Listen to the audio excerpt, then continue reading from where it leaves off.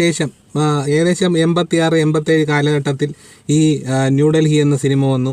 ന്യൂഡൽഹി എന്ന സിനിമയിലെ കൃഷ്ണമൂർത്തി എന്ന കഥാപാത്രം നമുക്ക് അവിസ്മരണീയമായ ഒരു കഥാപാത്രമാണ്. അപ്പോൾ ഞാൻ ആലോചിച്ചത്, അപ്പോൾ ഏകദേശം 9-10 ക്ലാസ്സിലേക്ക് എത്തുമ്പോൾ നമുക്കിങ്ങനെ ഒരു കമ്പാരിസണൊക്കെ നമ്മൾ ആ സിനിമയിലെ മമ്മൂട്ടി പെർഫോമൻസ്, ഇതിലെ മമ്മൂട്ടിയുടെ പെർഫോമൻസ്, ഇതെല്ലാം നമ്മൾ സ്കൂളിൽ സംസാര വിഷയമായിരുന്നു. ഇതെല്ലാം അന്ന് കൂടുതലും തിയേറ്ററിൽ പോയാൽ മാത്രമേ സിനിമ കാണാൻ പറ്റുള്ളൂ.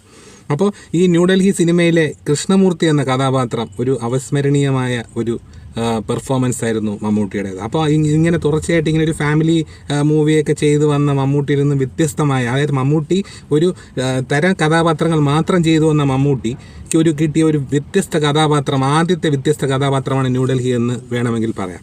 അപ്പോൾ ഈ ന്യൂഡൽഹിക്ക് ശേഷം പിന്നെ കുറച്ച് നാൾ കഴിഞ്ഞപ്പോഴാണ് 1921 എന്ന ചിത്രം വന്നത്. 1921 എന്ന ചിത്രം തിയേറ്ററിൽ ഞാൻ ക്ലാസ് കട്ട് ചെയ്ത് ഞാൻ പോയി കണ്ട സിനിമയാണ്. അന്ന്